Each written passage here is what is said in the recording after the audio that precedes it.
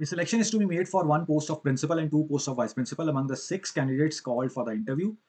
Only 2 are eligible for the post of principal, while all are eligible for the post of vice principal. 6 candidates हैं, हमें एक principal और 2 vice principal select करने हैं.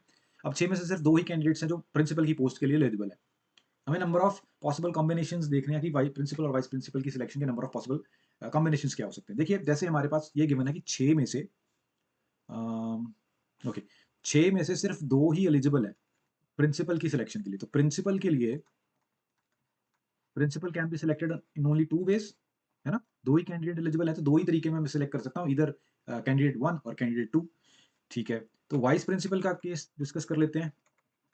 अब vice principal के case में ऐसा नहीं होगा. जैसे ही मैंने प्रिंसिपल को एक बंदे को इन 6 में से मैंने एक को प्रिंसिपल सिलेक्ट कर लिया, एक को एज ए प्रिंसिपल सिलेक्ट कर लिया, तो 5 ही बचेंगे वाइस प्रिंसिपल की सिलेक्शन के लिए, है ना.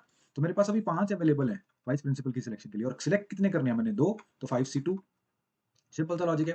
ठीक है, अब यहाँ पे भी आपने ये ध्यान देना कि यहाँ पे कॉम्बिनेशन नहीं आएगा, परमुटेशन नहीं आएगा, क्योंकि अगर मैं कैंडिडेट 1 और कैंडिडेट 2 इस तरह से सिलेक्ट करता हूँ फॉर वाइस प्रिंसिपल, कैंडिडेट 2 और कैंडिडेट 1 भी अगर मैं फॉर वाइस प्रिंसिपल सिलेक्ट कर लेता हूँ तो इससे कोई फर्क नहीं पड़ेगा. अरेंजमेंट से 1 को पहले सिलेक्ट किया या 2 को पहले सिलेक्ट किया या 2 को पहले सिलेक्ट किया 1 को पहले सिलेक्ट किया, इससे कोई फर्क नहीं पड़ेगा. तो 5C2 is nothing but 5 factorial divided by 2 factorial into 5 minus 2 मतलब 3 फैक्टोरियल. तो इसको जब मैं लिखूंगा 5 फैक्टोरियल को 5 into 4 into 3 factorial divide by 2 factorial into 3 factorial, ये कट जाएगा.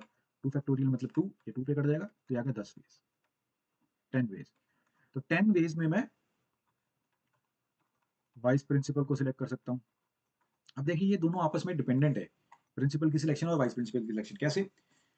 अब जैसे मैंने आपसे बोला था, एक कैंडिडेट जैसे ही सिलेक्ट हो गया तो 5 कैंडिडेट हमारे पास बचेंगे.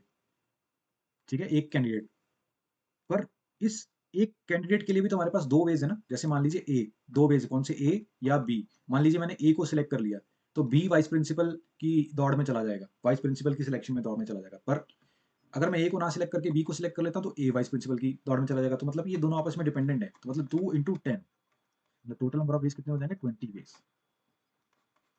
ठीक है, 2 into 10. तो यहाँ पे 20 कोई ऑप्शन नहीं है, तो नन ऑफ द अबव हमारा होगा आंसर.